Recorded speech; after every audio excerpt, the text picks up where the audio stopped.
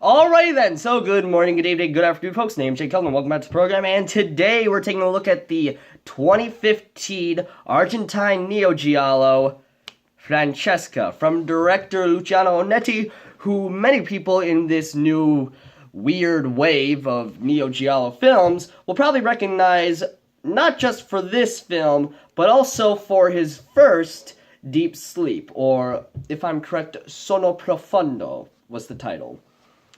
Now, Francesca is the story of two policemen trying to solve a series of murders with allusions to Dante's Divine Comedy and an apparent motive that the killer is out trying to cleanse society in a way, trying to take out those who are impure. And there may be links to a horrific tragedy that occurred many years ago that had befallen upon a famous poet. Now, Francesca is a very, shall we say, bizarre production. Its goal is to look exactly like a film from the 70s. Its goal is to have that Italian aesthetic that a lot of, giallo were really known for.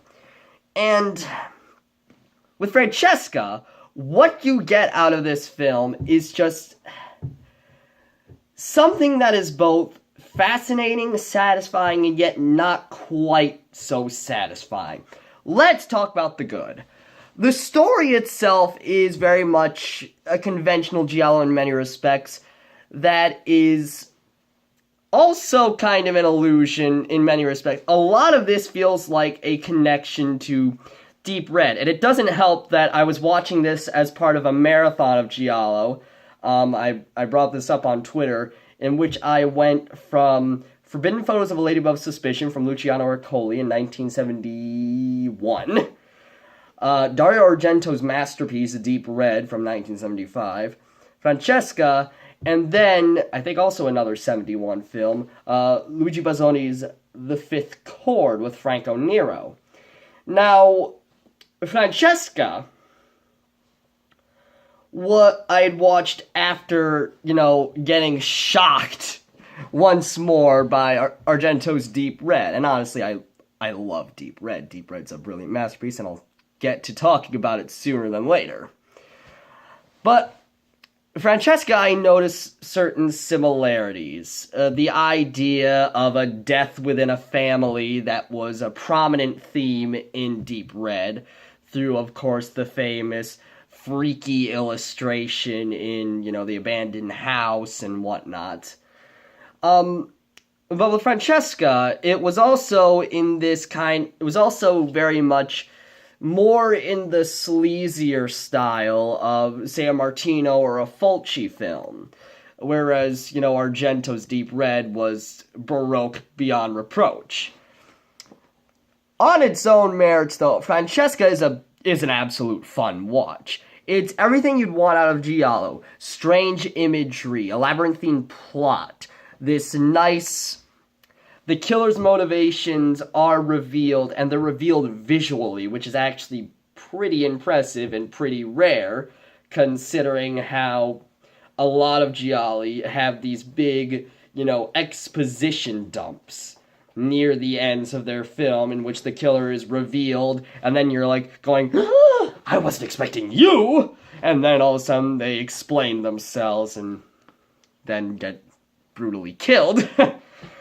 But in the case of Francesca, the finale's a pile up on the freeway, like, good God. Watch out.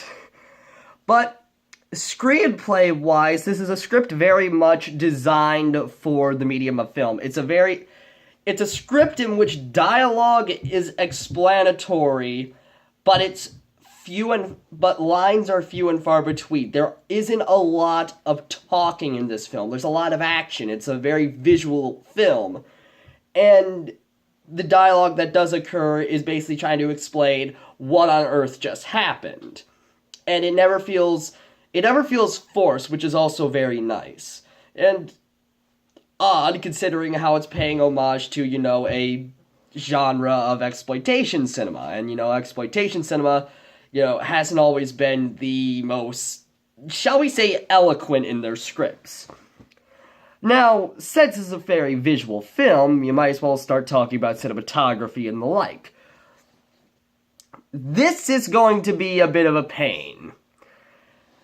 Francesca pays so much attention. Onetti pays so much attention to the sheer to all the details. He really wants to make this a period piece. He wants to do it to the fullest extent, to his greatest capacity. This has to look like a film shot in Italy in the 70s, and for the most part, he was shooting on digital in the mid-2010s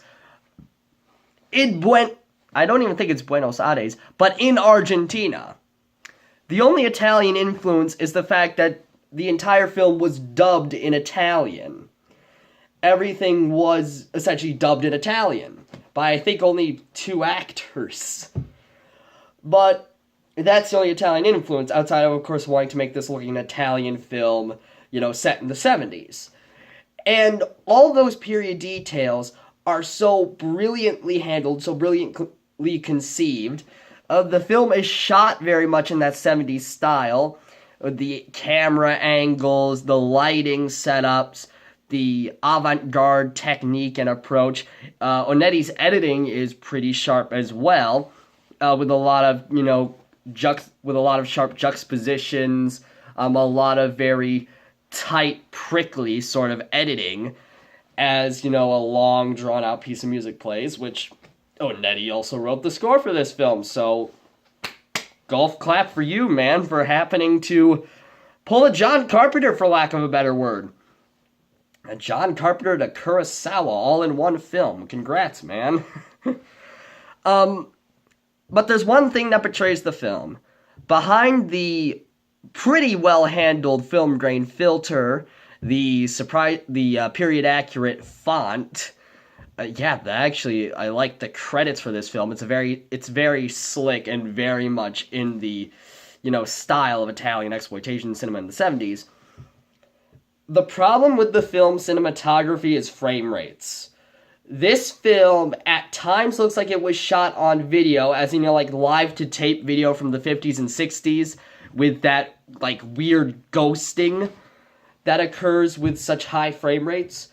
Other times, it's obvious that the film was shot digitally, and there are certain shots in which it is clear that this is the work of a digital age filmmaker.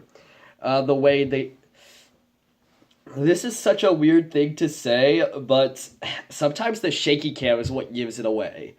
'Cause Italian shaky cam, or at the very least, handheld camera work from the 70s, isn't as jarring or as disorienting as, handheld camera work of today. And the thing is, there are some disorienting moments with that handheld camera work that betray the period. Now, these are all nitpicks. I'm pretty sure a lot of this will fly under the radar of most. Most people will be like, it's okay. It's okay. When you point it out to them, you're just like, oh, never noticed.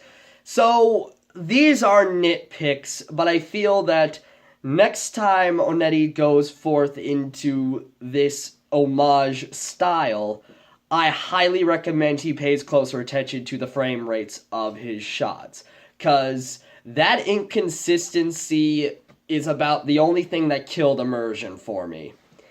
The score, also by Onetti, is really, it's essentially what you'd expect of the time, with a bit more of an emphasis on Ennio Morricone's dissonant stylings that would come to, become big facets of his scores for, Bird with the Crystal Plumage, Four Flies on Grey Velvet. Heck, even Cat O' Nine Tails, if you want to throw that into the mix. Particularly Lizard in a Woman's Skin would be one of the more notable ones, considering how bizarre that score was. And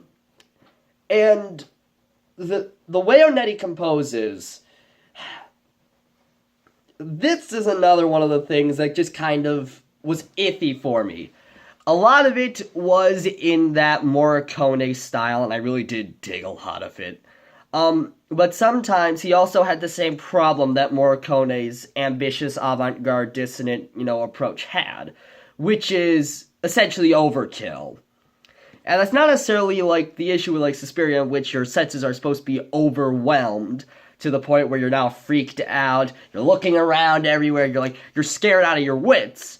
No, it's overload in the sense that it gets to an obnoxious fever pitch. Like, we get it. This is a frightening, freaky scene. My God. Chill it. Calm down. Could you please play this? If you're gonna go for this out there approach, at least handle it like, say, a Herman. And just don't overwhelm us with sound, but overwhelm us with volume.